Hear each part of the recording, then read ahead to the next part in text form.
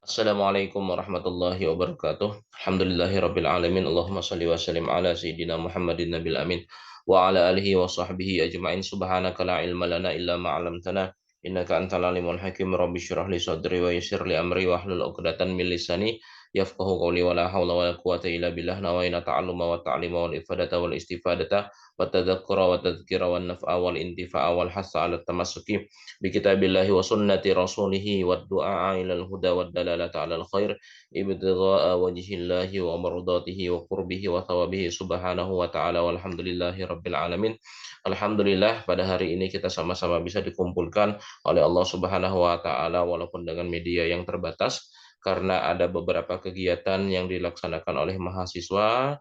Kemudian juga dari Bapak pun ada beberapa agenda yang tidak bisa ditinggalkan, sehingga pada kali ini kita melaksanakan perkuliahan menggunakan media online atau menggunakan media YouTube. Nah, tidak lain tidak bukan ini agar mahasiswa nantinya bisa menyimak kapan saja di mana saja materi-materinya dan kemudian eh, men-screenshot ataupun mencatat hal-hal yang terpenting yang Bapak sampaikan dalam materi pembahasan kita untuk mata kuliah Qawaid Fiqhiyah.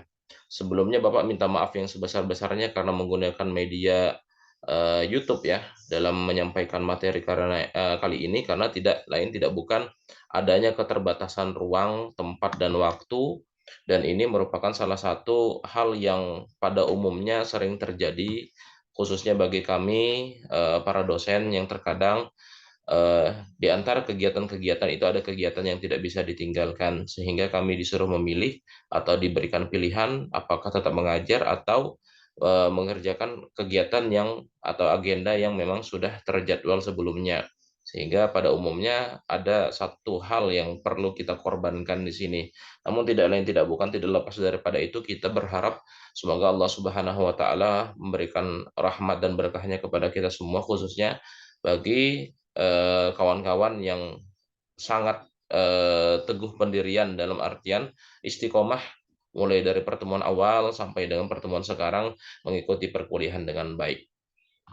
Oke, baik. Kita akan menjelaskan kemarin kita sudah masuk pembahasan mengenai masalah al-ma la yatimul wajibu illa bihi fahuwa wajibun. Kemudian hari ini kita akan menjelaskan tentang al-khuruju minal khilaf mustahabun. Insya Allah jikalau sempat waktunya kita akan menyelesaikan materi kita untuk mata kuliah Qawaid Fikih kali ini. Oke, Oke, baik. Dijelaskan di sini kaidah ke-39 atau kaidah selanjutnya al-khuruju minal khilaf mustahabun, yang artinya keluar daripada khilafiyah itu hukumnya sunnah. Apa yang dimaksud dengan khilafiyah? Khilafiyah di sini adalah sesuatu yang menjadi perdebatan antara alim ulama, antara para fuqaha, yang mana para fuqaha itu tuh tidak sepakat terhadap sesuatu itu. Dan ini biasanya terkait dengan masalah-masalah furu'iyah, bukan masalah-masalah usuliyah.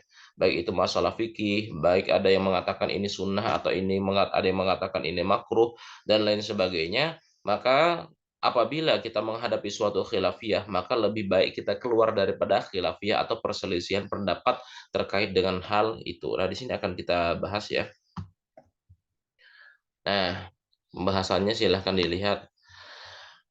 Dijelaskan bahwa orang musafir sejauh 3 marhalah atau kurang lebih 84 kilometer. Mungkin bagi mahasiswa yang pernah belajar fikih ibadah sebelumnya di semester-semester sebelumnya pasti tahu bahwa musafir itu kebanyakannya itu mereka diperbolehkan untuk melaksanakan rukhsah yaitu mengqashar dan menjamak ibadah sholat apabila perjalanannya itu tuh sudah melewati daripada beberapa marhalah, 2 atau 3 marhalah kalau nggak salah khilaf. Nanti kita lihat. Kalau di sini tulisannya 3 marhalah ya.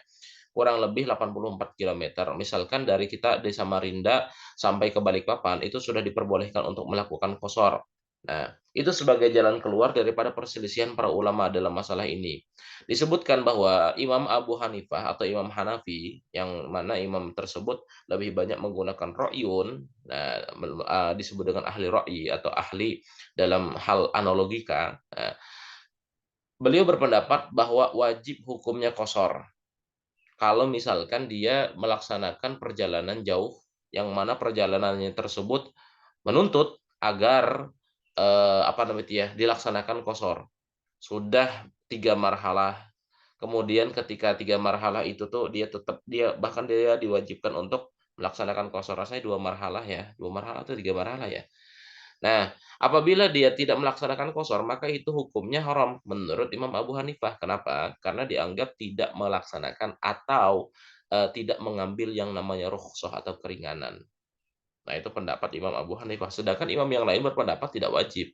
Jadi kalau misalkan kalian mau pergi ke Balikpapan tapi ingin tetap sholat di waktu peringkasan, sholat, tetap di waktunya, kemudian dengan, jumlah rakaat yang tam atau yang sempurna, misalkan 4, tidak diringkas menjadi 2, tetap 4, maka itu menurut jumhur mengatakan bahwa tidak diwajibkan.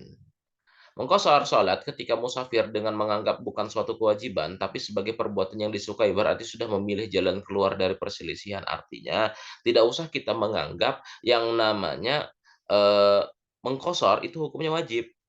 Yang perlu kita sampaikan atau yang perlu kita perhatikan itu apa? Bahwa mengqashar itu merupakan sesuatu yang hukumnya disunnahkan. Lebih tepatnya itu tuh bukan kewajiban. Kalau ente memang ingin qashar itu lebih baik. Kenapa? Engkau sudah diberikan keringanan oleh Allah, maka laksanakan keringanan itu. Nah, itu makanya kenapa orang yang dalam perjalanan atau dalam musafir sangat disunnahkan untuk mengqashar, ya, mengqashar, menjamak, sangat disunahkan ketimbang melaksanakan sholat secara tam atau secara sempurna.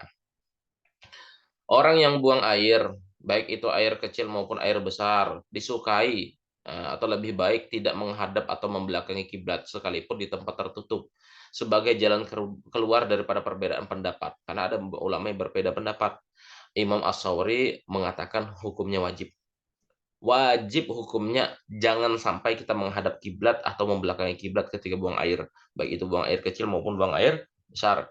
Nah, sedangkan imam-imam yang lain tidak ada kewajiban dalam hal itu. Nah, jadi kita keluar daripada khilaf, keluar daripada mengatakan pendapat ini wajib sebagai acuan kita bahwa oh ini tidak wajib, tapi lebih baik kita apa ya, lebih baik kita menghindari menghadap kiblat itu hukumnya tidak wajib, tapi lebih baik tetap kita hindari ketika buang air kecil menghadap kiblat. Karena dianggap menistakan tempat yang disucikan atau arah yang disucikan oleh umat Islam. Kita lanjut dulu. Kemudian disebutkan bahwa perkawinan seseorang hendaklah dilakukan dengan wali sebagai jalan keluar. Karena menurut Imam Abu Hanifah atau Imam Hanafi, wali itu hanya sebagai pelengkap.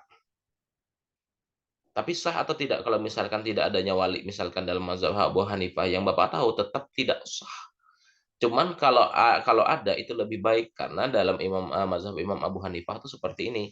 Kalau misalkan tidak adanya wali maka boleh diganti. Artinya posisi wali itu sebenarnya tidak begitu sakral. Berbeda dalam mazhab Imam Syafi'i, enti tidak ada wali, enti tidak bisa nikah.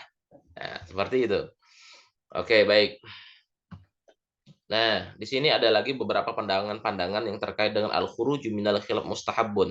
Keluar daripada khilaf itu merupakan sesuatu yang dituntut oleh syariat. Yang pertama, sunnah hukumnya menggosok-gosok dalam bersuci. Misalkan kalian berwudu, berwudu ya. Menggosok-gosok bagian wajah ini hukumnya sunnah. Sunnah. Namun kalau dalam mazhab Imam Malik itu mengatakan gosok-gosok ini wajib adalkun. Misalkan kalian pernah belajar fikih ibadah, gosok-gosok ini hukumnya wajib. Artinya kalau misalkan kita tidak menggosok itu hukumnya apa? Nggak batal, tetap sah aja, wudhu kalian sah, tapi lebih baik digawi, lebih baik dikerjakan, dan itu hukumnya sunnah untuk keluar daripada khilaf perdebatan ulama terkait dengan masalah ad-dalkun atau menggosok-gosok itu. Kemudian disunahkan mencuci sperma karena Imam Malik mewajibkannya. Kalau Imam Malik itu tuh mengatakan kalau ada sperma atau air mani yang terkena di bagian sarung atau bagian baju dan sebagainya, dia menganggap itu hukumnya wajib dicuci. Kalau di dalam mazhab Imam Syafi'i tidak wajib dicuci karena air mani atau sperma itu hukumnya suci. Nah, oleh karena itu untuk keluar daripada khilaf, cuci saja. Nah, itu misalkan mimpi basah misalkan kemudian ada tertempel di bagian pakaian, cuci saja untuk keluar daripada khilaf. Disunahkan sholat qashar atau meringkas itu tadi sudah dijelaskan ya terkait dengan Imam Abu Hanifah jika ya 3 marhalah ya, 16 farsakh 3 marhalah bukan 2 marhalah, 3 marhalah.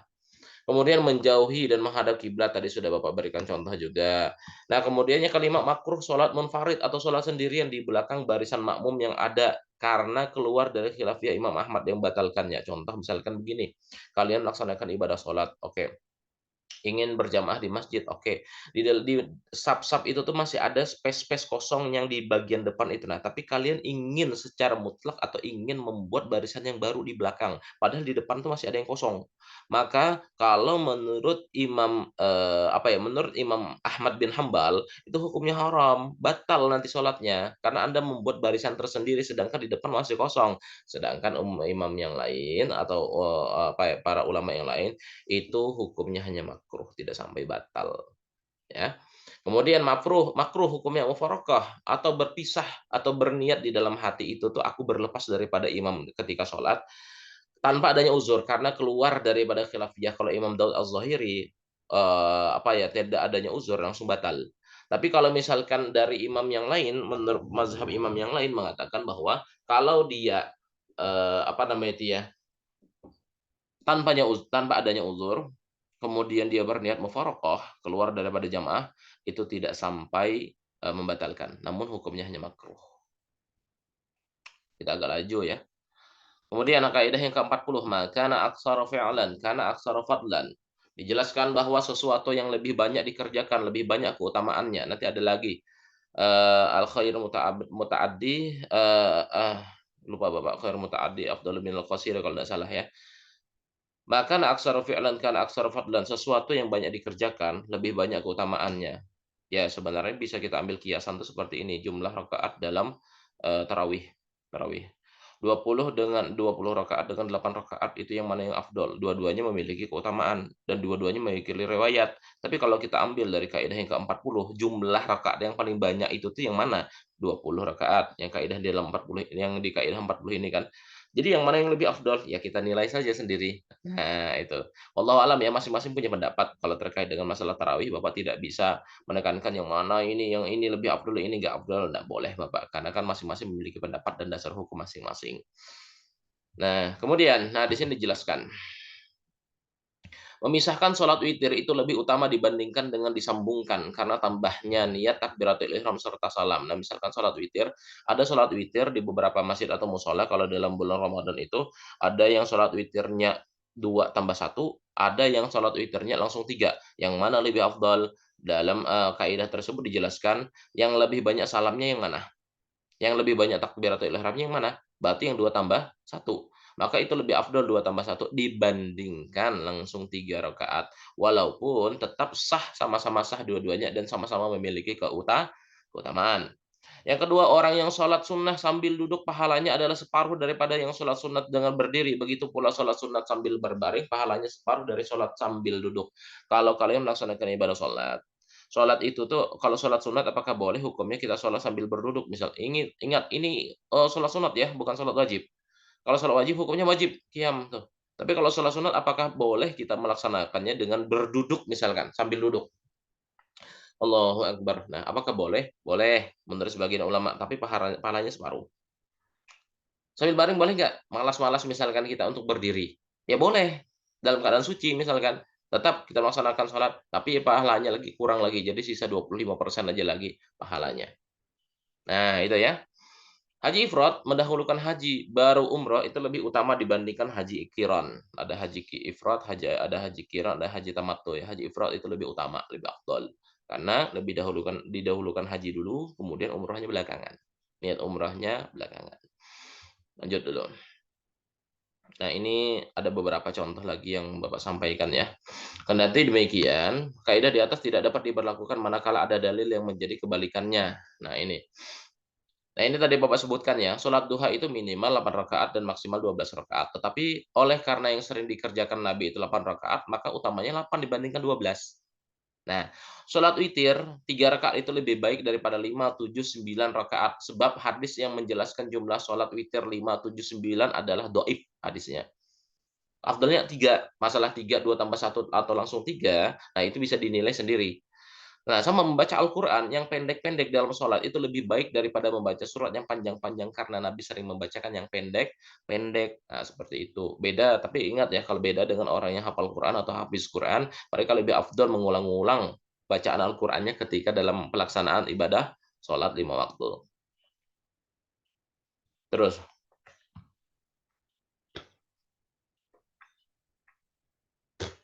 oke baik. Lanjut. Kemudian sholat jamaah sekali saja adalah lebih baik daripada sholat munfarid 27 kali. Oh, sudah jelas ya. Sebab hal itu telah dijelaskan oleh Nabi tentang keutamaannya daripada melaksanakan sholat berjamaah 27 kali lipat daripada ente sholat sendirian tapi 27 kali. Misalkan ya, 27 kali lipat atau 27 derajat. Kemudian bersedekah daging kurban. Setelah orang yang berkurban mengambil berkah dengan menikmati dagingnya, barang sedikit adalah lebih baik daripada bersedekah seluruh dagingnya. Karena hadis Nabi, makanlah, simpanlah, dan kemudian sedekahkanlah. Nah, ini terkait dengan apa tadi ya? Terkait dengan hadis atau terkait dengan riwayat yang menyampaikan terkait tadi kana aksara fi'lan kan aksara fadlan. Oke, kita lanjutkan kembali. Sebentar.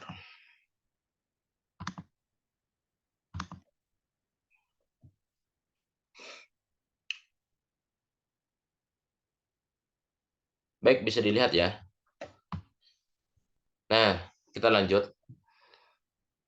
Nah, ini kaidah lanjutannya dari yang tadi. Al-muta'addi afdalu minal qasiri. Nah, atau al-khairul muta'addi afdalu minal qasiri.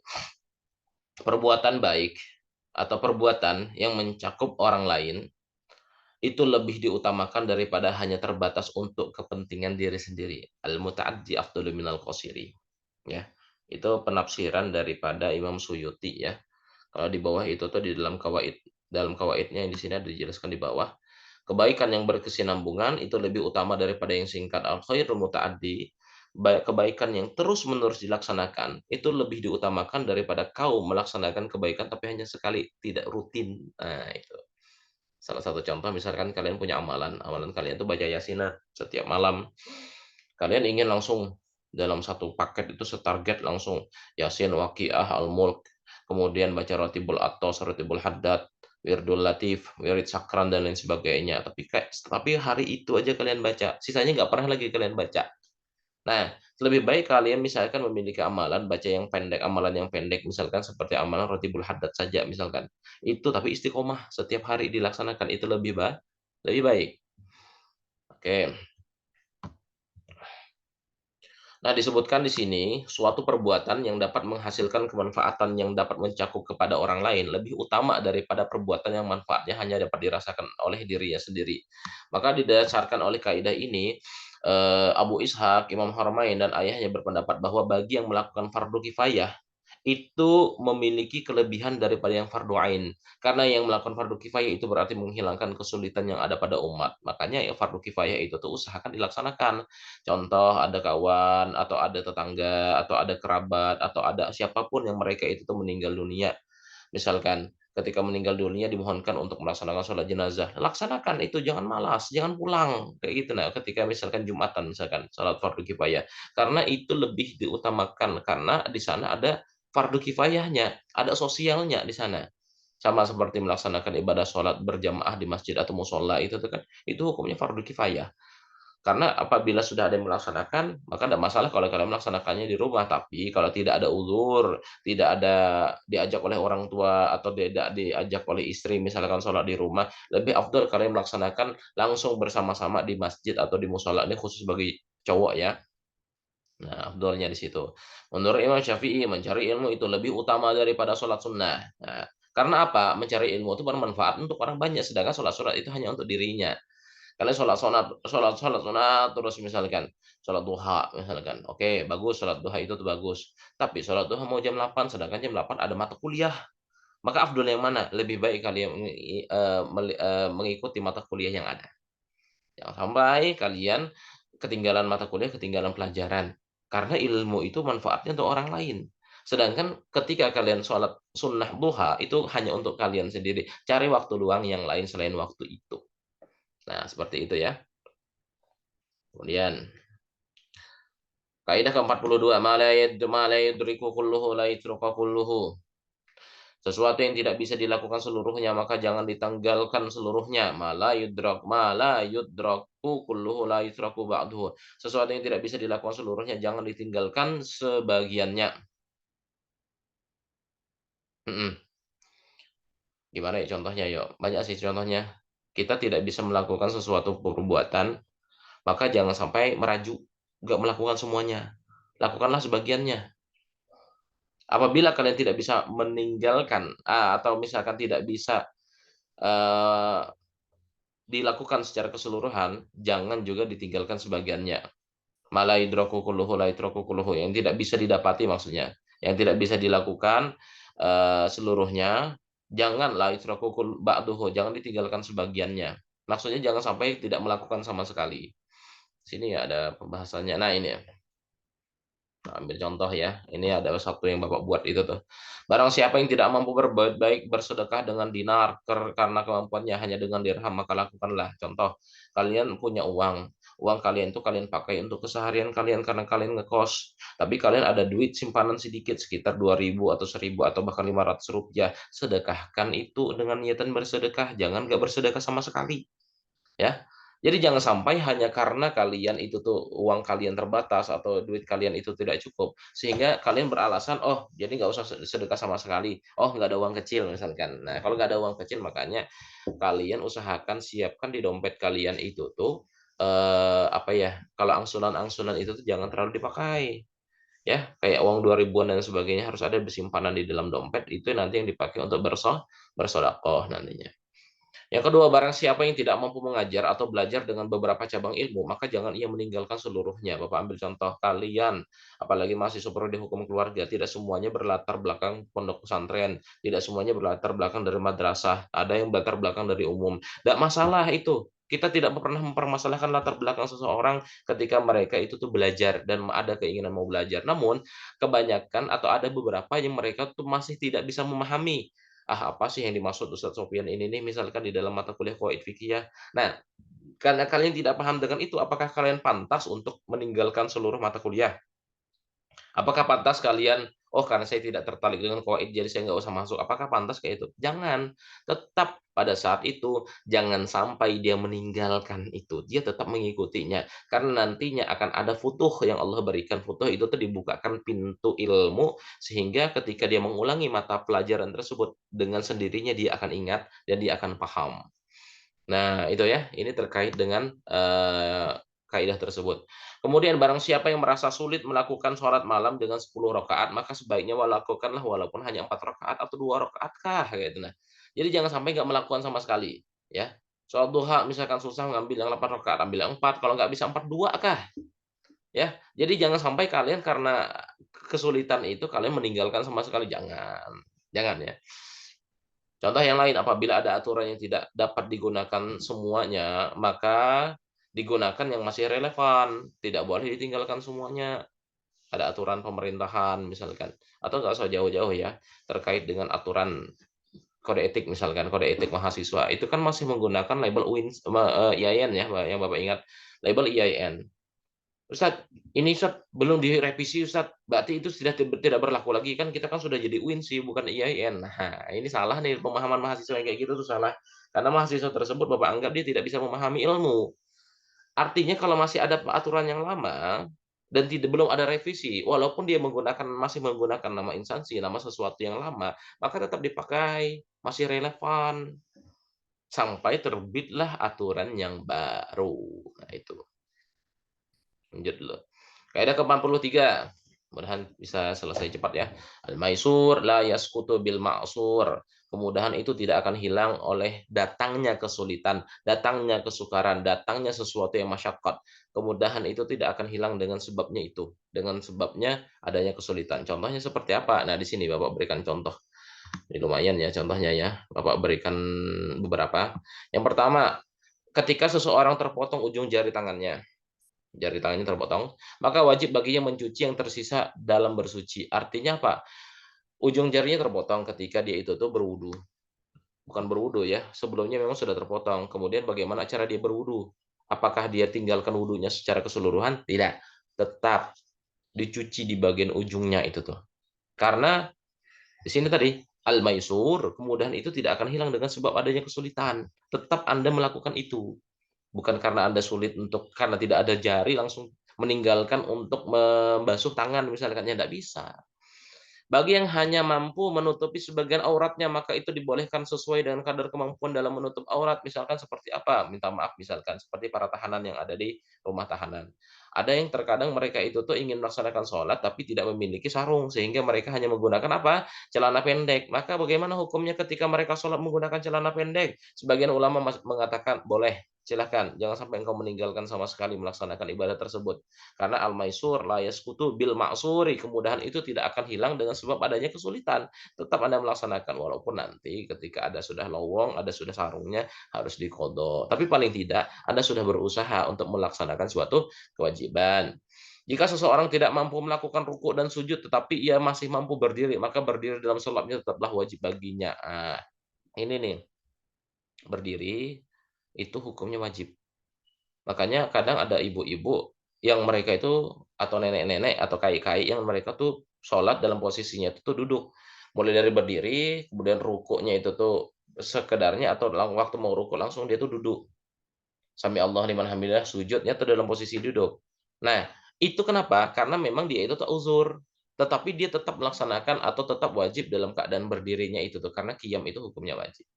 Barang siapa yang hanya memiliki 3 sok, nah 1 sok itu sama dengan 3 liter ya, untuk kadar zakat fitrah, nah 3 liter, maka tetap wajib baginya untuk mengeluarkan sebagai zakat fitrah. Dia misalkan hanya memiliki 3 liter, 3 liter itu tuh, kalau misalkan 2,5 kilogram itu kan sama dengan 3,5 liter ya, 3,5 liter, 2,5 kilogram sama dengan 3,5 liter. Dia hanya memiliki 3 liter kurang misalkan, atau misalkan dia tuh punya 2 kilogram beras saja.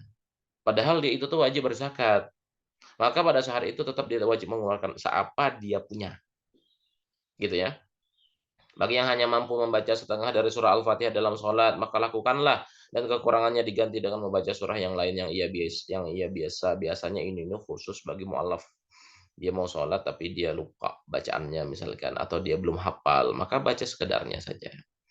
Barang siapa yang memiliki satu nisab di mana separuhnya ada pada dirinya dan separuhnya itu tuh tidak ada, maka menurut pendapat yang sahih wajib mengeluarkan yang ada pada dirinya aja. Dia memiliki hartanya itu sudah mencapai nisab. Nisab itu tuh kan sekitar 72 juta. Tapi yang dia miliki itu tuh hanya sekitar berapa? Misalkan anggaplah sekitar 40 juta saja. Yang sisanya itu tuh entah enggak tahu kemana, hilang misalkan, maka 40 juta tersebut keluarkan 2,5%-nya atau 40 juta itu tuh dibagi 40 juta bagi 40 ya anggaplah sekitar ya 1 juta lah misalkan. 1 juta ya kalau nggak salah ya, 1 juta. Ya keluarkan itu. 1 juta 100.000 ya. Pokoknya 40 juta bagi 40. Nah, segitu dia mengeluarkan apa namanya itu ya, dia mengeluarkan zakatnya. Mhm.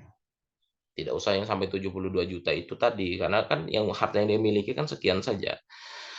Ulama-ulama Irak, nah ini kita membahas masalah pendapat ulama, menukil pendapat atau nas pendapat Imam Syafi'i yang menyatakan bahwa sesungguhnya orang yang gagu atau bisu itu wajib menggerak-gerakkan lisannya sebagai ganti dari gerakan lisannya dalam baca Al-Fatihah, seperti halnya isyarat, rukuk, dan sujud.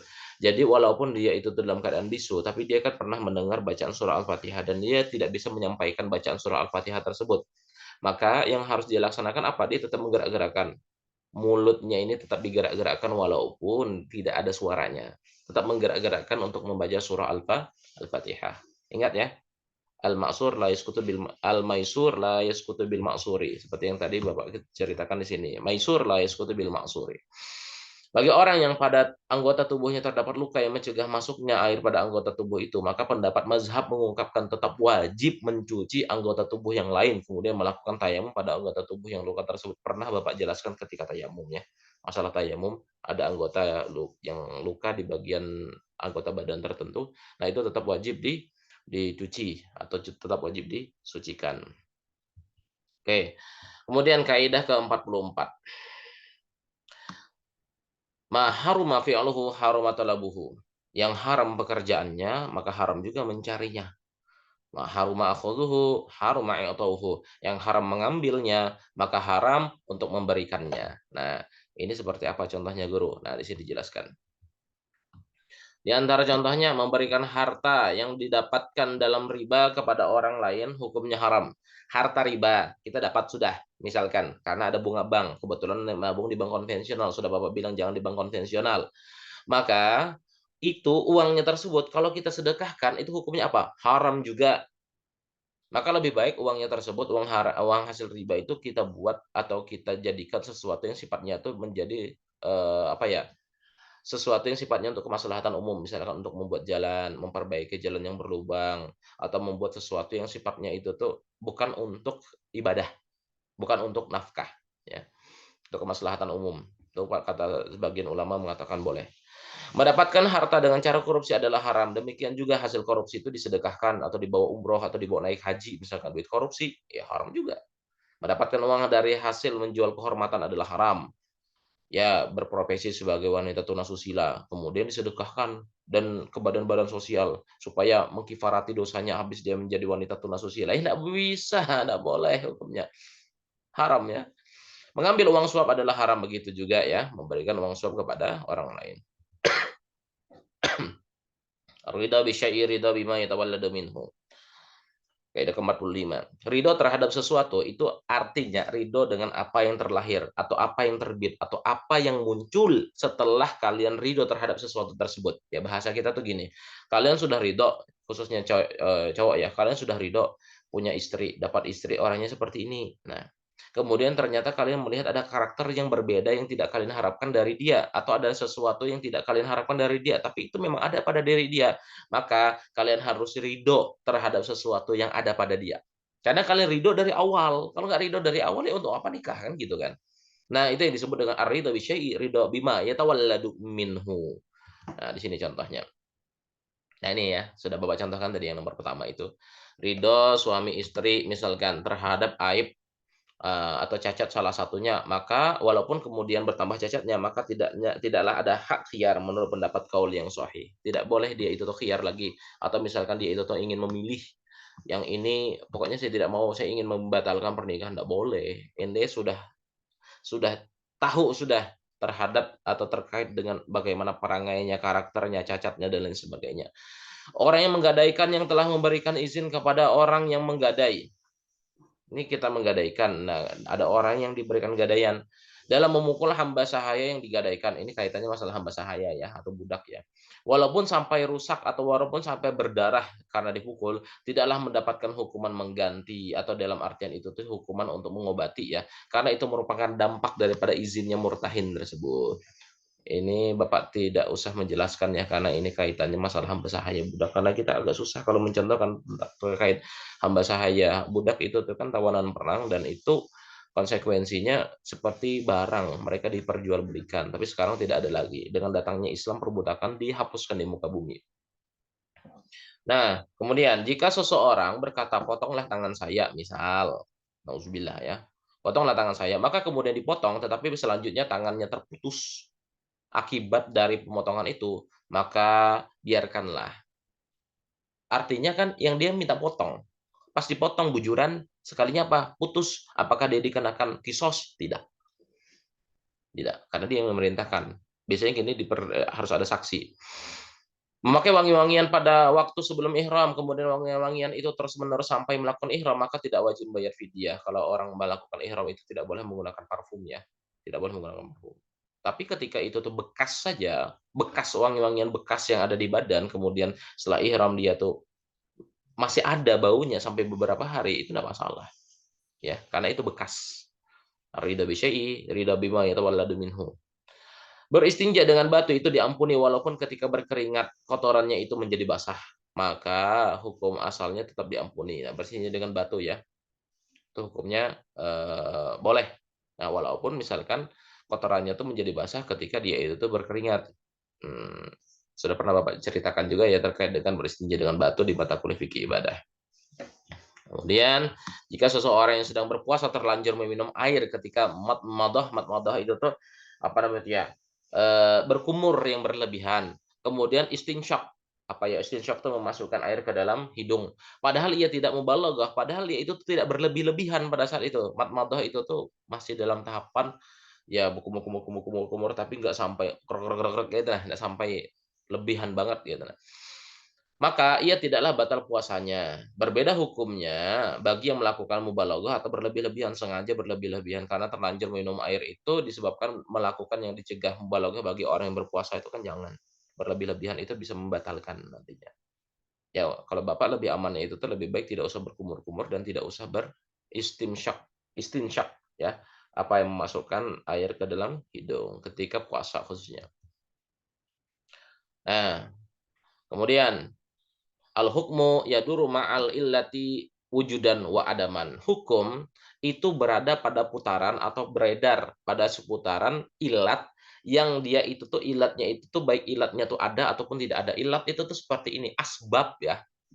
Hukum itu ada faktor, ada ilat atau ada penyebab daripada ilatnya tersebut. Baik ilatnya tuh atau penyebabnya itu tuh ada atau tidak ada. Hukumnya tetap ada.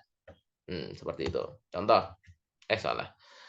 Contoh, seseorang diharamkan meminum khamar. Apa itu khamar? Ya minum minuman keras. Karena ada zat yang memabukkan di dalamnya. Jelas ya. Tetapi kalau zat yang memabukkan tersebut sudah tidak ada lagi, seumpamanya telah menjadi cuka dengan sendirinya, maka seseorang dibolehkan meminumnya. Ingat, ketika khamar itu berubah zatnya menjadi cuka, maka tidak ada lagi ilatnya. Maka ketika ilatnya tidak ada, sudah hilang, maka pada saat itu dia boleh untuk diminum. Kan yang diharamkan itu kan adalah zat yang memabukkannya. Zatnya hilang, oke, enggak masalah. Seseorang dilarang memasuki rumah orang lain tanpa adanya izin pemiliknya. Tapi kalau sudah diizinkan, maka larangan tersebut tidak ada lagi. Berarti seorang itu boleh masuki rumah pemilik tersebut. Misalkan sudah ada ngomong, nanti kalau kamu datang, silakan langsung aja masuk ke rumah. Tanpa perlu minta izin, pun dia masuk ke rumah itu tidak masalah. Kalau kalian tidak diizinkan, langsung masuk ke rumah orang. Assalamualaikum, langsung masuk ke rumah orang, padahal belum ada izin, itu hukumnya haram. Nah, kemudian seseorang tidak boleh menggunakan kendaraan orang lain tanpa ada izin pemiliknya, tetapi apabila telah diizinkan oleh pemiliknya, maka berarti seorang itu boleh menggunakan kendaraan tersebut. Selesailah pertemuan kita pada kali ini, khususnya untuk mata kuliah Qawaid Fiqhiyah. Kita berharap semoga Allah Subhanahu wa taala melimpahkan rahmatnya kepada kita semua dan semoga Allah menerima seluruh amaliyah kita, ibadah kita yang kita niatkan ketika kita menuntut ilmu. Semoga ilmu yang kita dapat menjadi barokah, manfaat, kemudian bisa kalian amalkan dan khususnya untuk ujian akhir semester nanti kalian bisa menjawab dengan baik apa-apa saja yang diberikan di dalam soal yang akan Bapak sampaikan nanti. Itu saja mungkin dari Bapak. Terima kasih banyak atas segala perhatiannya. Mohon maaf atas segala kekurangannya. Bapak akui Bapak banyak salah, banyak khilaf. Kita saling memaafkan satu sama lain. Selamat berjuang untuk menjalani ujian akhir semester. Untuk penilaian nanti diperhatikan ya, hati-hati absensi dan lain sebagainya karena Bapak masih mengumpulkan poin-poin atau nilai-nilai bagi mahasiswa-mahasiswa dan akan Bapak nilai itu dari semua aspek, tugas, kemudian wawancara UTS ya, tugas, UTS, kemudian ujian akhir semester dan keaktifan. Aktif itu tuh baik itu dari masuk dia atau tidak masuknya dia dan lain sebagainya, itu tetap Bapak berikan penilaian. Itu saja dari Bapak, terima kasih atas segala perhatiannya, mohon maaf atas segala kekurangannya. Wabillahi taufik wal hidayah, waridha wal inayah. Wassalamualaikum warahmatullahi wabarakatuh.